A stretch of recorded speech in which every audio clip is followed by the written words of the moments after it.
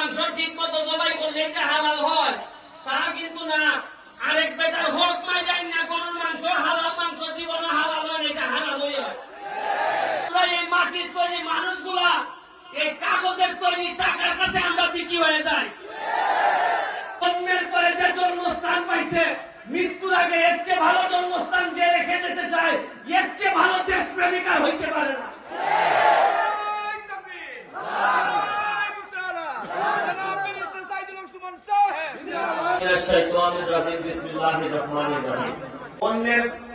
অন্যের জীবনে দুজক বানাইয়া নিজের সজিদাত দিয়া জান্নাত খুঁজলে কিন্তু জীবনে জান্নাত আইতো না।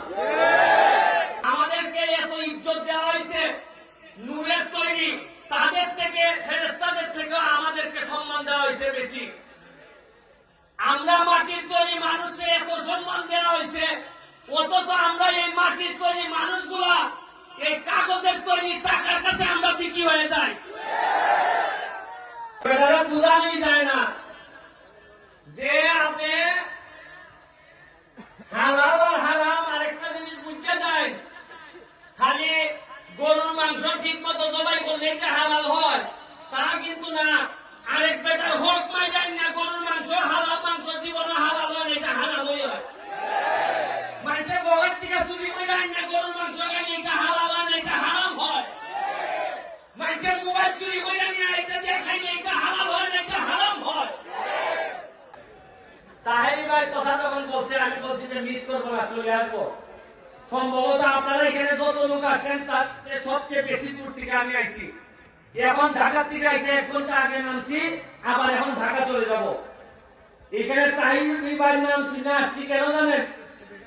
যে ব্যক্তি কিছু কিছু ব্যক্তি কিছু কিছু সময় তার কর্মকাণ্ড দ্বারা প্রতিষ্ঠানে রূপান্তরিত হয়। আমাদের আত্মাহিনী সাহেব এখন আর কোন ব্যক্তি না, উনি একটা প্রতিষ্ঠানে রূপান্তরিত। এবং আমার দোয়া রইল এই লোকটার জন্য।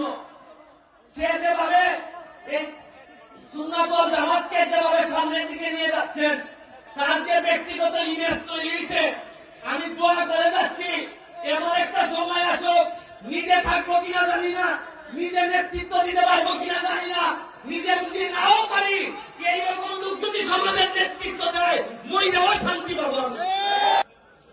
আমি জানি না আমি এত সব জায়গায় হাত দিছি, আমি জানি না আমি কতদিন বেঁচে থাকবো। তবে আপনাদেরকে একটা কথা বলে যাই, শুনেন, এক ব্যারিস্টার একটা এলাকা আগায় না। আপনাদের ছেলে মেয়েকে একটু পড়াশোনা করায়েন, মাদ্রাসায় দেন, স্কুলে দেন, পড়াশোনাটা করায়েন। আরে আমি তো একটা সাধারণ মানুষের করে ব্যারিস্টার হইয়া সারা বাংলাদেশে যে আলোচনা শুরু করছি, আমি যে দুর্নীতির বিরুদ্ধে যুদ্ধ ঘোষণা করছি, আমি শুনেন, বহু মানুষ বিদেশ যায়, বহু মানুষ আমেরিকা যায়, কানাডা যায়। গত মাসে আমি কানাডা গেছিলাম, গিয়ে বেগম পাড়ায় যারা বাংলাদেশের টাকা লুটপাট করছে, এদের বাড়ির সামনে গিয়ে বলছি, এরা তোরেরা আমাদের দেশের টাকা চুরি করে। আমি সোনারগাঁয়ের পোলা, আমি সুনামগঞ্জে বইলে আসছিলাম। এরা বলছিল যে শুকনা খাবারে হবে না বন্যার সময়। এরা বলে যে আমরা খাইতে খাইতে আমাদের শরীরে আর নাই কিছু, আমাদেরকে ভিজা খাবার দিয়ে যান। আমি 1.5 লাখ টাকা জায়গায় দিয়ে বলছিলাম যে আমি ব্যারিস্টার সুমন চাইছি আমি 5 ফুট 8 ইঞ্চি হইতে পারি, কিন্তু আমার শরীরে চেয়ে আমার কলিজা বড়। আমি আপনাদের প্রতিনিধিত্ব করি, আমি আপনাদের জন্য দোয়া করে যাচ্ছি। আল্লাহর রাস্তায় পড়াশোনাটা করেন, পড়াশোনার জন্য যা লাগে আমি ব্যারিস্টার সুমন আপনাদের জন্য আছি।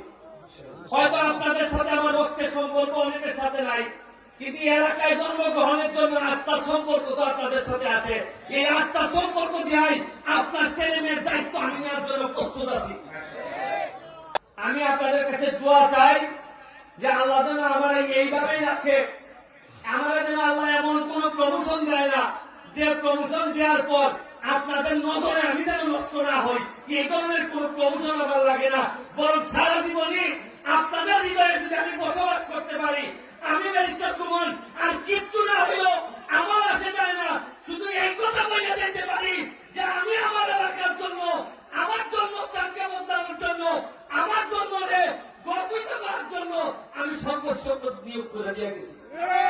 হাদিসে আছে, এই হুজুরকে সামনে রেখে বলতেছি, স্পষ্ট বলা যে মুসলমান আরেকজন মুসলমানের দায়িত্ব নিল এবং এমন ভাবে মৃত্যুবরণ করলো যে মুসলমানের হক সে নষ্ট করছে, তার জন্য জান্নাত থেকে হারাম করে দেওয়া হয়েছে।